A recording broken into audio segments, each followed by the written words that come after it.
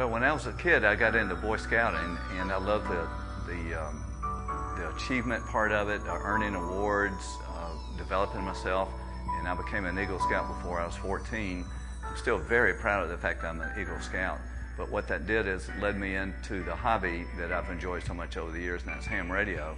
When I was about 14 years old, I discovered this amateur radio hobby, and it was another way for me to achieve after I've pretty much finished all my Boy Scout career. If you're a ham radio operator, like I was, you went to Georgia Tech and studied electrical engineering. So how lucky I was that my ham radio hobby led me to Georgia Tech. And then I had to work my way through school, so I wanted to work for a company that was in the communications field, and I was lucky to get a job with Southern Bell. So it took me 5 years to go through Georgia Tech undergraduate program, working 8 quarters with Southern Bell, learning outside plant engineering, which is what my career has been ever since then. After undergraduate school, I'm a very achievement-oriented type of soul, and I was thinking, well, I've got a bachelor's degree now, what's next? The next thing would be a master's degree. So I stayed at Georgia Tech. I was in the research station there that is called GTRI now, Georgia Tech Research Institute, and I got a master's degree, and this was in electrical engineering. I got a job with a small company that I'd met working as a co-op Southern Bell, who did outside plant engineering work on a contract basis. Joined them for 2 years, but then after 2 years discovered, well, I can do this myself. So when I was 27 years old, I left that firm and started my firm, Byers Engineering Company, and that was 39 years ago. When I started the firm, we were using pencil on paper. We were using just little calculators. There was no such thing as a personal computer. Sure, UNIVAC and maybe and IBM were starting with some of these machines, but in 1971 there's nothing like what there is today. So as we developed in business, our clients started using some computing power. We got away from just using pencils and paper into maybe using more sophisticated calculators and then computers. And then the next thing we know, we started developing our software to help us do our work. And one thing led to another, then our clients discovered this and asked us to maybe sell them or license to them some of the software we developed for ourselves. This software that we have helps telephone engineers engineer that network, which is exactly what we do.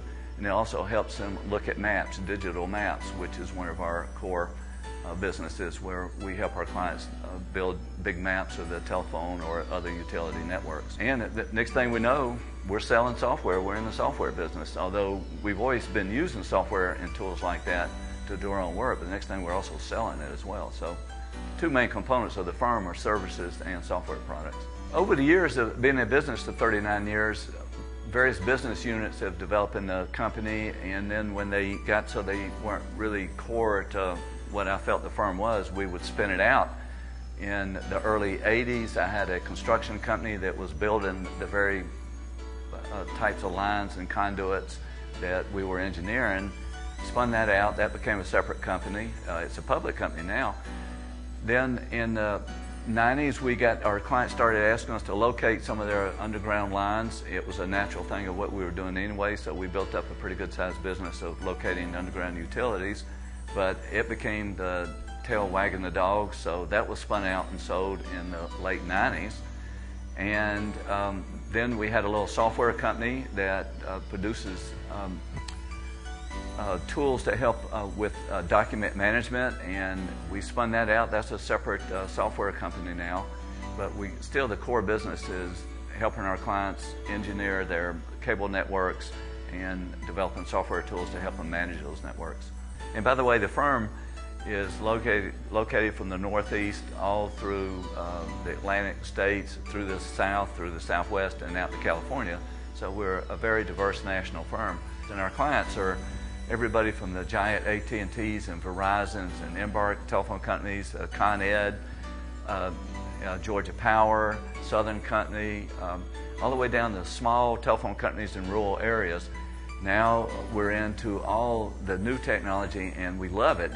Our clients, the telephone companies, are just all into this. In fact, one reason our business is doing well is our clients are doing their best to get broadband into everybody's home, either using fiber or reworking their copper cable network, and they're asking us to help them do that. Here we are, 2010, 39 years in business, And it's hard to tell what's going to happen in the future. As I said before, we kind of go with the flow with our clients, and our clients are always doing a lot of research and development, trying to improve their services to their customers, and we will follow along with that. I grew up in Atlanta. I've been here since grammar school, went to high school, went to college, got my advanced degrees at 2 universities here, Georgia Tech and Georgia State, started my business here, and I love Atlanta. Sometimes I forget how sweet that name is until you travel overseas. I do a lot of overseas traveling, mostly for pleasure. And every time I hear the word Atlanta, it gives me this warm feeling. And up until about 1996, people around the world say, "Where are you from?" And I would say, "Atlanta, Georgia, United States." Well, I don't have to do that anymore. After the Olympics, I get the best kick out of people in China, and Australia, and East Europe, and Israel. They say, "Where are you from?" I say, "Atlanta."